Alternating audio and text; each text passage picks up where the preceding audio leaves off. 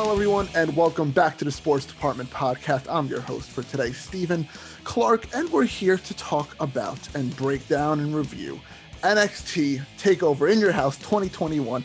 But if you're watching this on YouTube right now, which you should be, so go subscribe on there, you'll see that normally I have my two blonde-headed kids with me, Justyn Valentovic and Jesse Norman, who are not here due to prior obligations and things going on in their lives. So they're not here with me today.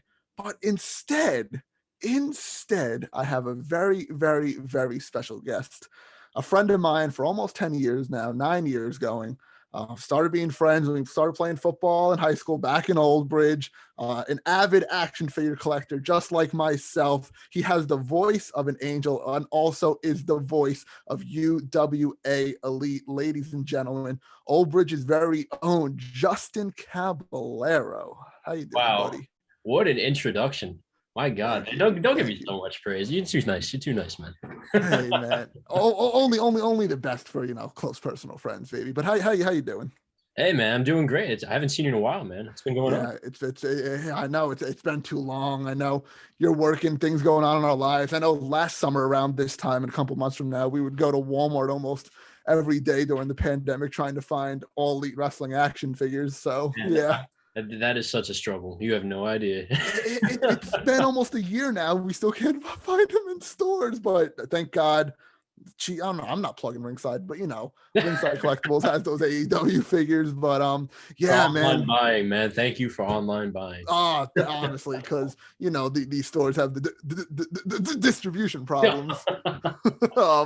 But yeah, you're doing good, Justyn. Everything's well. Man. Life is great. As you told everybody, I'm a pro wrestling commentator now. You may also know about me. My name is JC on the independent circuit. So yeah, man, I'm loving life. I'm living the dream, and I'm working hard. Yeah, I know. I see you have your own Twitters. Just plug yourself quick, so people probably don't watch all the way till the end where I plug the whole podcast and stuff. So you can get your plugs out of the way if you want to right now. Yeah, sure. You can follow me on Instagram at j.c2927 and at Twitter at jccommentary27. Somebody took my name from Instagram, so I had to change it on Twitter. But I gotta have it match up.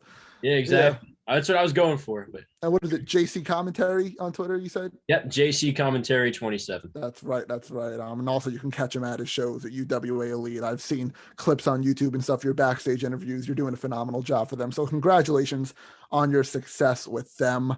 But we're here, Justyn. Me and you are here to talk about wrestling. It's both of our passions. You were a wrestling fan a lot longer than I have. So you've been a fan since birth, basically, since you came out the womb. Yes, you've been a wrestling fan.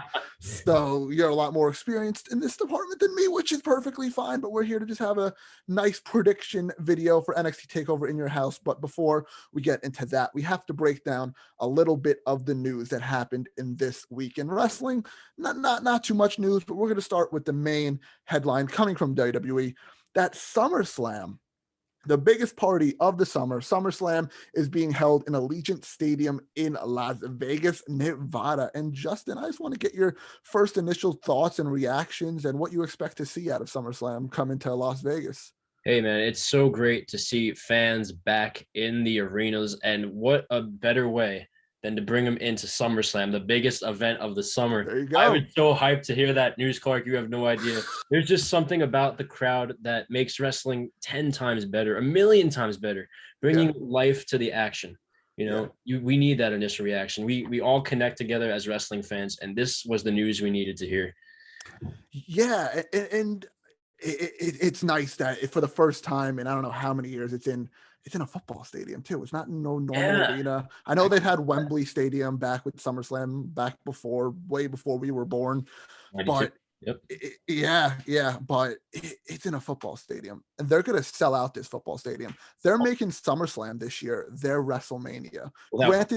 Granted, tell me your Tampa Bay Buccaneers, they had WrestleMania this year. Yes, sir. The Tampa Bay Buccaneers, your Super Bowl champions. I have dealt with the hate for years, and this was my year, baby. That's right. Tampa Bay to the Super Bowl, and now I'm hoping for those Islanders, baby. Islanders in the Stanley Cup. Eastern Conference Finals are now, right? Yes, sir. That's awesome. But yeah, back to my point. WrestleMania was in Tampa Bay this year, and obviously they couldn't fill up the whole stadium, but a lot of the lower portions were full. I feel like they're going to go all out for SummerSlam this year. Oh. They're going to fill that thing to the very tippy top of Allegiant Stadium. NFL fans haven't even been in that stadium yet. They weren't allowed. So this is the first time we're going to see that stadium packed.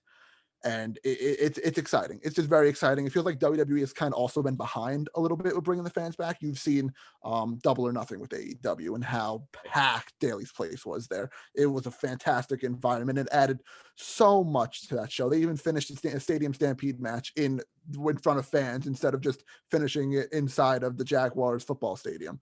But it's a long time coming, but I feel like they were behind, but now they're starting to get back on track, the 25 city tour and all this other stuff. So at the end of the day, it's right. Very exciting. Keeping the safety for the fans is always important. And now that we're in better times, there are brighter times ahead with the vaccine coming out and all this good stuff happening in the world. I think now is the right time for WWE to bring fans in, and what better way, like I said before, to bring them in for SummerSlam. There you go. Let's get into a little, what do you think is main eventing, Justyn? It's a broad question right now. We're still 2 months out from SummerSlam. A lot of building to be done. But what do you think is going to be main eventing the show? I'd say it's really hard, man. Roman Reigns seems like he's going to be heading into a feud with his cousin. So what was it, Jimmy Uso, I believe now, right? Jimmy's the one who's kind of going against him now. Yeah. Yep. I think that it's going to be, that might be the main event. Head of the table, Roman Reigns going up against his cousin, Jimmy Uso. Maybe for like the Uso name, you can't use the name anymore. Something like that. Roman takes custody of the Uso name if he wins or something. That'd be cool. I'm hearing rumors, and I'm going to stick with the rumors I'm hearing with. And that's Mr. Franchise, Mr. Five Knuckle Shuffle. John Cena's coming back, and he's going to be challenging Roman for that title. Right. You know what? I did hear the rumors. Yeah. I would not mind seeing John Cena. It has been too long. He has been away from wrestling too long, and what a breath of fresh air it would be to see John Cena taking on the head of the table, the big dog, Roman Reigns. There you go. I'm sold. Exactly. I'm sold. Exactly. And just Roman putting Cena in the dirt once and for all, that would be a sight to see as the main event. Gosh. Yeah, do you remember those promos from back in the day? If you're going to do your job, you got to do it right. Yeah, because you can't do your job because I'm still here. I'm still around, Cena said. I wouldn't be here if you could do your job. If you ask me now, Roman has read his job description, and he has got it down to a T, my friend. There you go. There you go. I 100% agree. But all in all, SummerSlam, Vegas should be an exciting time. Let's go through the forbidden door really quickly, as they like to say in the Twitter world and all over the place. Right. A lot of the other people who are involved in this podcast, which are the other two wrestling fans, they on and off with AEW. I've been on and off too, but as of recent, actually, I've been watching it a lot more. And there was a big debut that happened last week. Vicky Guerrero introduced, new to the All Elite Wrestling roster, put the arm up, you damn right, Andrade El Idolo, who is facing Kenny Omega, I think, in a couple months with the AAA championship and all that on the line. So what do you think, man? What an addition to the roster, right? Oh my gosh, yes. High flying to brawling ability, Andrade has it all, and I cannot say that enough. We've seen him in NXT when he was in his greater part of his WWE career with those great matches for the NXT title against Aleister Black. And who could forget the opening match with Johnny Gargano and Andrade Cien Almas at TakeOver 3 in Brooklyn? That was an outstanding opener. Andrade has so much to offer the wrestling world, and he is far from concluding his career. This is just the beginning for Andrade, if you ask me. I know me and you won't forget that NXT TakeOver Brooklyn 3 because we were actually in attendance for that show together. Yeah, what a stretch that was, though. Like just me and you back-to-back years going to Brooklyn for takeovers. Those were so much fun. And I hope they come back to NYC soon, my friend, because that was tradition for us for a couple of years. Yeah, we went back-to-back years, and what do we go? 17, 18, I think. I believe so. Yeah. Then that's when they started going away from Brooklyn, and they went back, to other places doing SummerSlam. I think they did it in Canada one year and whatnot. It's But no, sad to see, but they got to expand. I can totally understand. exactly. Well, we had a great time, but no, back to Andrade. Like you said, you said it best. Great matches with Gargano. The match in Brooklyn with Gargano. The match in Philadelphia, which is one of, if not the greatest NXT match of all time. Aleister Black. He had a decent matches, even phenomenal matches with your boy Rey Mysterio on the main roster for a little bit. Sure. And then, of course, how Vince's booking and all that stuff goes on the main roster. We don't have to repeat all that. We know how bad NXT call-ups tend to do on the main roster, but so sad to see. It is, especially in the news, of course, of Aleister Black getting released and all that stuff too. But breaker that was. Oh, I know, and apparently there's inside sources trying to get Aleister Black back into WWE. Like people who work or like backstage are like, "Hey, yo, get this guy back! Like he's good." Yeah, man. I mean, as far as Aleister Black goes, this is the time I think where he needs to settle down and find out where he best fits in this community of wrestling. Yeah. We said it on a couple podcasts ago. I think the one last week. If he goes to Impact, he will be automatically at the top of that card. If he goes to All Elite Wrestling, I think he'll be automatically at the top of that card too.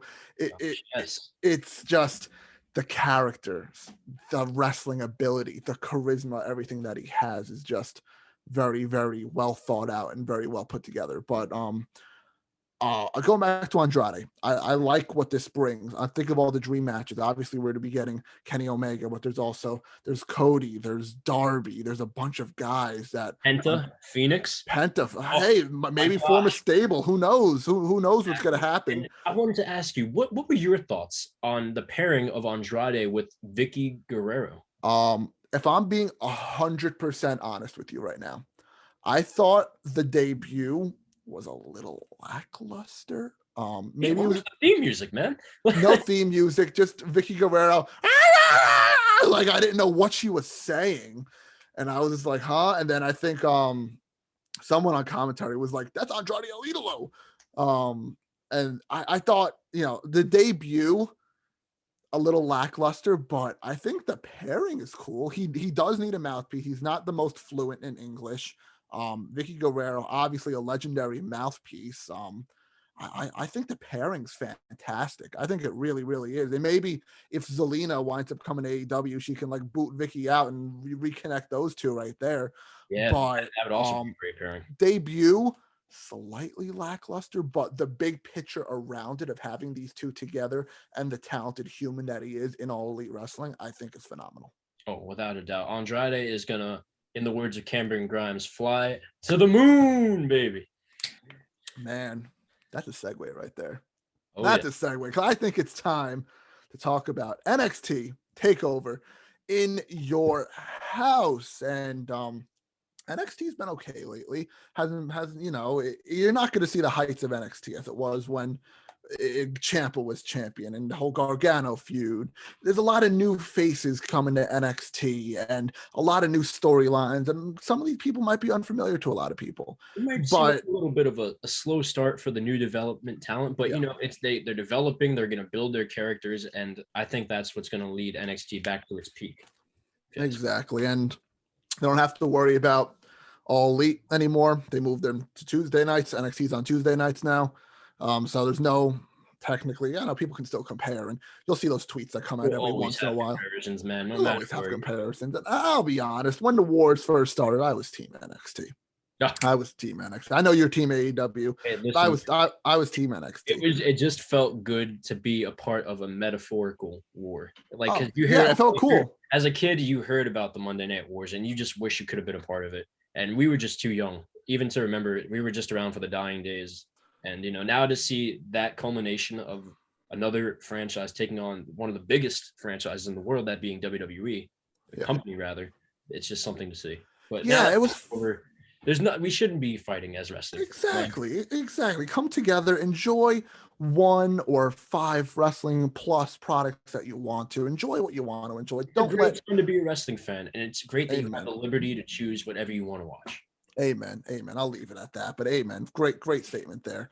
But we're here, Justyn and I. I'm going to get the predictions from the other kids named Justyn too, and Jesse. We're going to get those predictions from those kids. I'll get text messages from them, and we're going to announce those in the reactions video.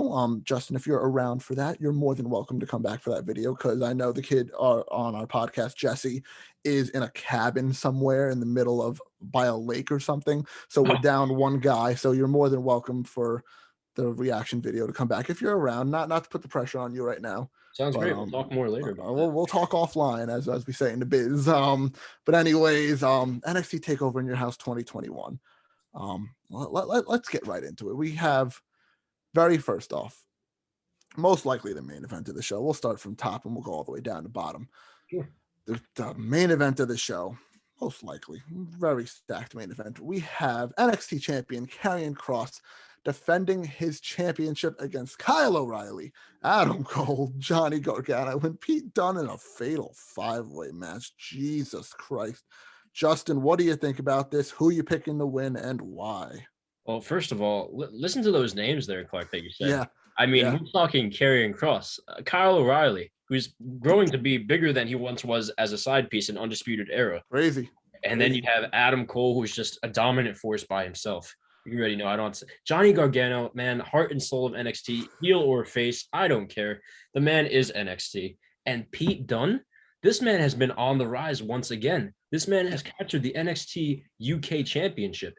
This man is even more dominant with the likes of Oney Lorcan and Danny Burch, but even by himself. If you ask me, man, I think Pete Dunne might take this. Whoa, that's a bold one. Wow. Going through the names, Pete Dunne, I'd say the most underrated out of all these guys. I feel like, Kross is, like, I'll go through the guys quickly too. Kross is champ. O'Reilly starting to break out of his shell. Cole, Gargano have been at the mountaintop before. Pete Dunne, he's held the NXT UK title, had a great couple matches, and that's about it. He's very, very underrated in this match. I like the pick. I like the pick a lot. And don't get me wrong, I would probably be okay with almost any single one of these guys winning this match. Like, 100%. there's I wouldn't be upset. Of course, Cole, Gargano held it before. It'd be cool to see somebody new like O'Reilly or Dunne win. Exactly. But no Finn Balor's in this match too. That's another thing I thought was kind of interesting. And I still feel like there's room for a Demon versus Karrion Kross match for the championship. I still think there's room for it. Reaching the wire, my friend. Vince don't want to see no face paint. Exactly. That's why they're going to keep that in NXT for another match. And I think I'm going to go with Karrion Kross to retain.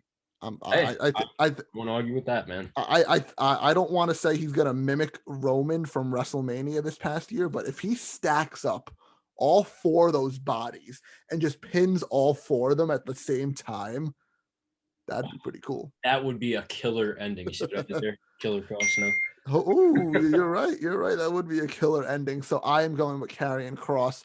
You are going with Peter Dunne. All right. Yes, sure, man. Oh, look at you, Mr. Popularity over there with your phone going off, huh? I apologize. My phone is blowing up here. I don't know what's going on. Dude, no need to apologize. I'm grateful enough for you coming on the podcast. Hey, I'm thank you for having me, man. This is awesome. Of course, bro. Of course, we're two bros talking wrestling. That's all we're doing here, man. Let's get into the next match, and I'll start off talking about this one. It is the NXT Women's Champion Raquel Gonzalez versus Ember Moon. This storyline started coming about when Dakota and Raquel basically, they beat up Shotzi and they kind of put her on the injured list for a little bit of time. And Ember, they were tag teams and tag team champions for a little bit. Ember came to the rescue, and this kind of little match came about. Not too much story going into it, but enough to put on an interesting match here.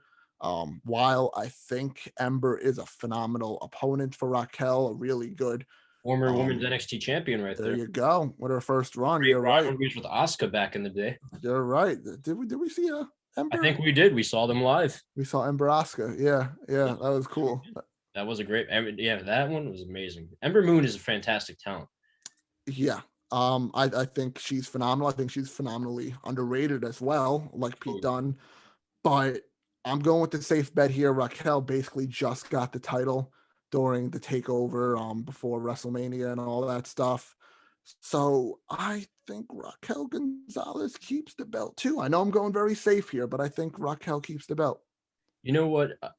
looking back at Ember Moon's career, you've seen her on the main roster, as always with NXT calls. Didn't play out so well. She comes back to NXT, gets the tag team championships with Sachi Blackheart, who is now sidelined with an injury. And it just seems like she just got placed in the title picture due to Shotzi's injury, if you ask me personally. Yeah. Which I have no problem with. That's fine. Ember Moon's Happens. great talent, as I said. It's past the NXT championship history for the women's division. And I think I would go with a safe bet as well. I think Raquel Gonzalez is going to retain. But nonetheless, I think this fight will surely be one to watch. Yeah, it'll be interesting. Again, it's a clash of styles. Ember, a little more agile. I know she can move around a little bit more than Raquel. Raquel's more like, she's a tree, but she's a fun tree to watch.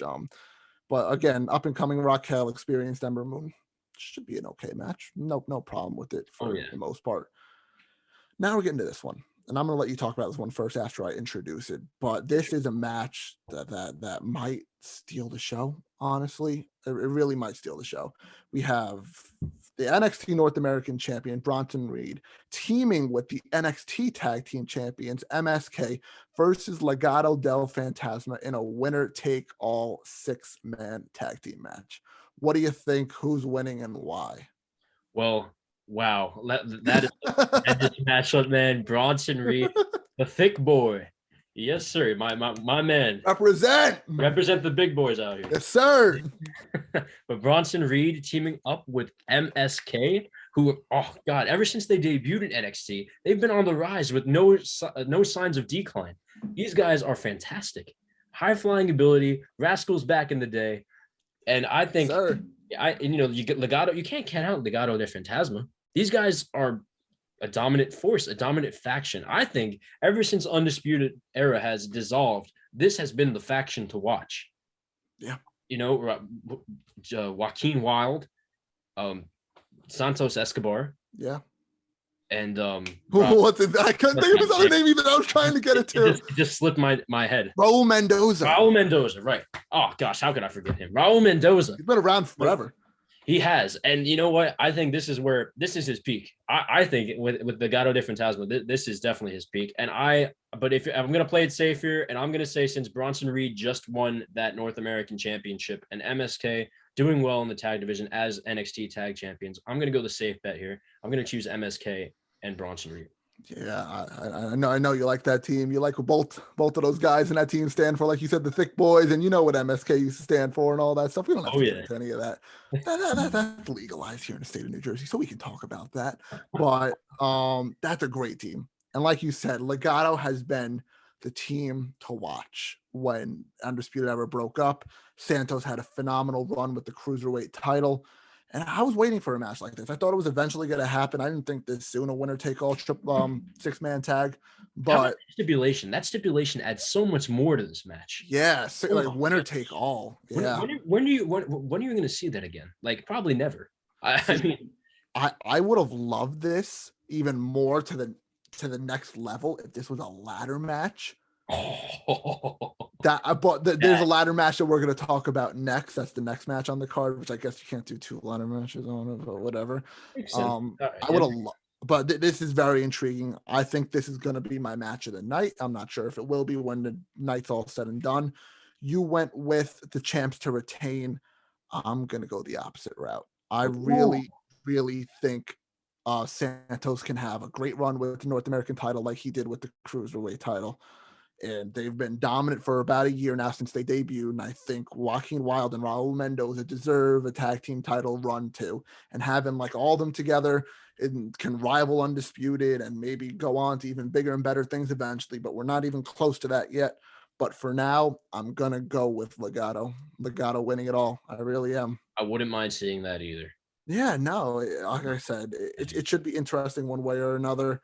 But I'm taking those Spanish fellas, and one of them's Filipino, but but whatever. He sees Spanish for the sake of this. All right, and another match now we have on the card. Hold on, we're going to you or me. I don't know. Who cares? I thought we're going to me for this one. All right, whatever.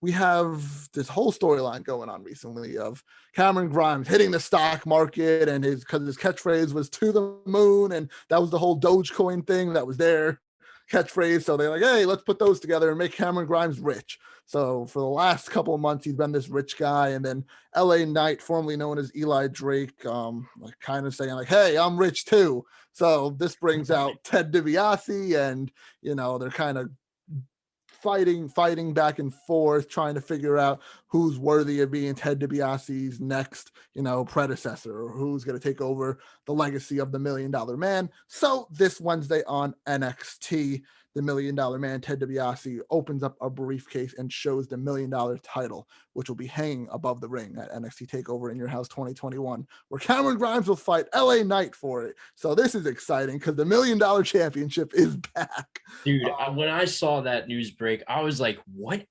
That title, though it may have been the title for Ted DiBiase specifically, there's just so much history surrounding it. Who can forget when Stone Cold Steve Austin was the ringmaster and he had the title? That was just not even the peak of Stone Cold. That was just Ted DiBiase's original protege. Didn't work out so well for him, but let's see how it works out for either Cameron Grimes or LA Knight. You know what? I'm going to say Cameron Grimes, he's good by himself. I don't really think he needs a mouthpiece. I think that man is entertaining. Anything that man will say, I'll probably laugh at. I'll say something about it. I'll tell you that. But LA Knight, I think he needs a little bit of help just to further develop himself with this brand. And I think Ted DiBiase might be that fit for him and the key to this next chapter in his career.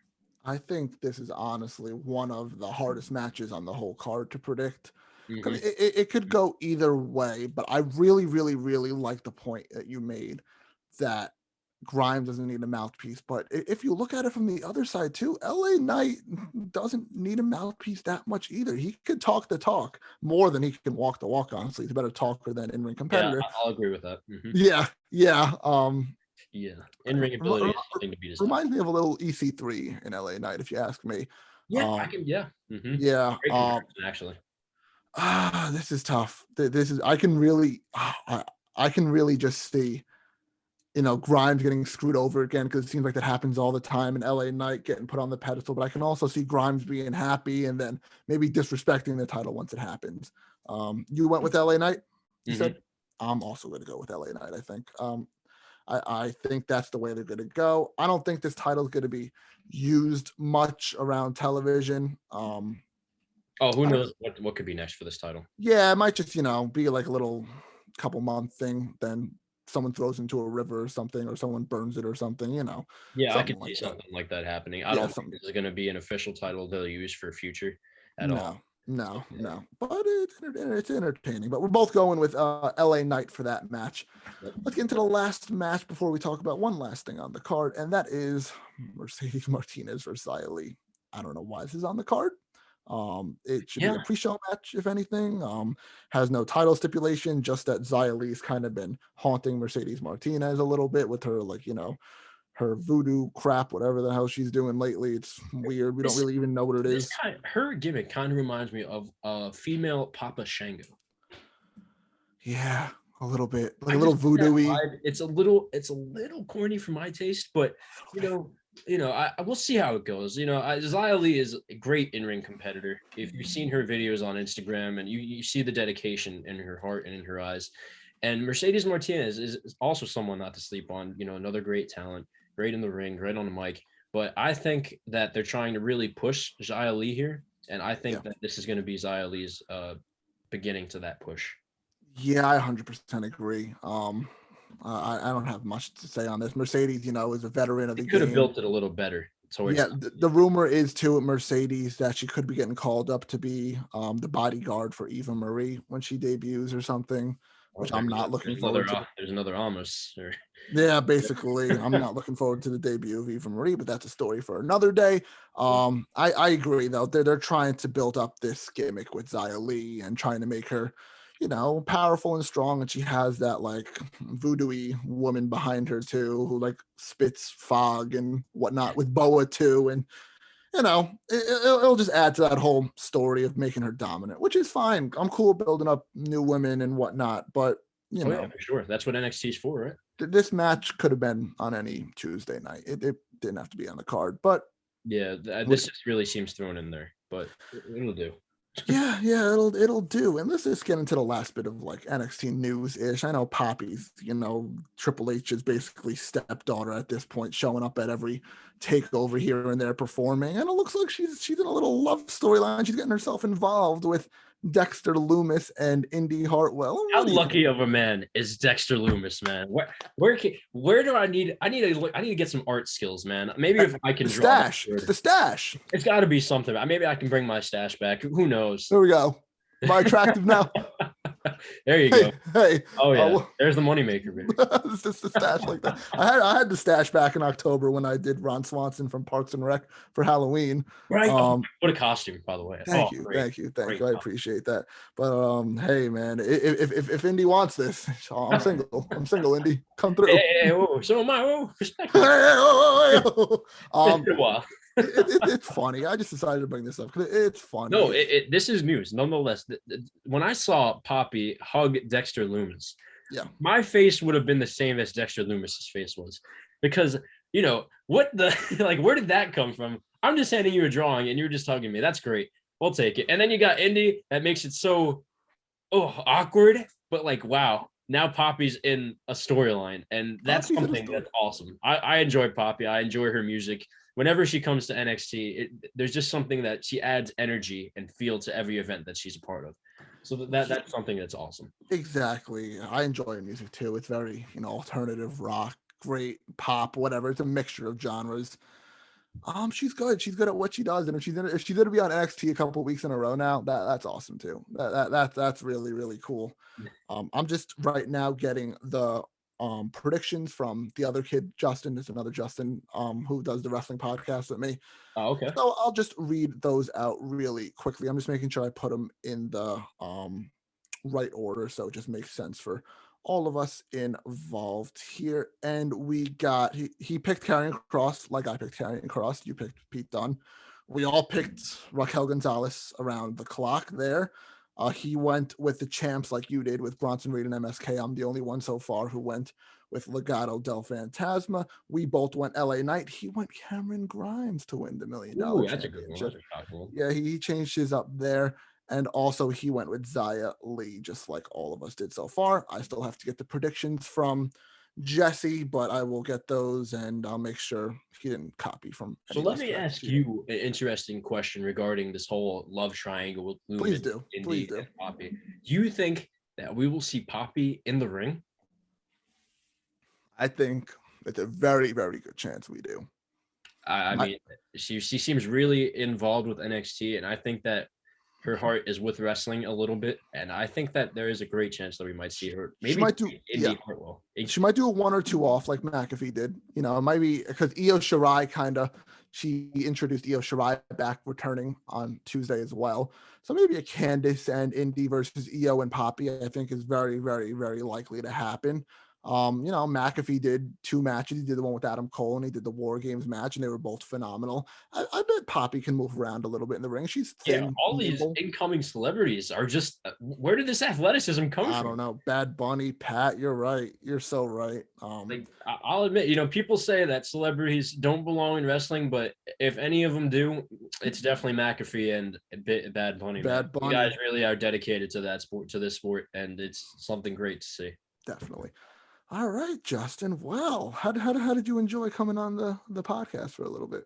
Hey, man, this was awesome getting to talk to you about. Man, it felt like high school. We did this all the time, man. We did, bro. People had tape trading. We had action figure trading. We had action figure trading. We had action figure. The fact that we'd keep it so secretive, and now you're working for an independent wrestling promotion, and look at our backgrounds with like your paintings and action figures and championships, my action figures and championships back there. Like it's fun to be out and talking about wrestling and not having to hide behind a closed door about it. Yeah, man. Back in high school, nobody really talked about it, and then when you finally came up to me and told me that you liked wrestling as I did, I'm like, oh, thank God. It was wild. You just moved here from the Queens too, right? Yes, sir. Yeah, man. What a change that was. Well, hey, man, thank you very much for coming on. Thank you for having me, man. This is awesome. Of course. Like I said, we'll talk offline if you want to come back for the reaction show. we'll get to that. But anyways, thank you guys all for listening to this episode of the Sports Department Podcast. I appreciate it. So the rest of the others appreciate it who aren't on with us right now. Make sure you guys follow us on our social medias on Facebook, Twitter, Instagram, and TikTok at Sports Depth Pod. That's Sports DEPT Pod. Subscribe on YouTube, Apple Podcasts, Spotify, or wherever you get your podcasts from. We're probably going to bang out another MLB episode this week because we haven't did one of those in a while. Round 2 of the NBA playoffs are going on, so once that's over, we'll do that. And Steve might get another NHL one going on too, and football maybe, I don't know, all sports everywhere. That's what we do on the Sports Department Podcast. So stay tuned to all that fun stuff, and we'll see you in the next episode.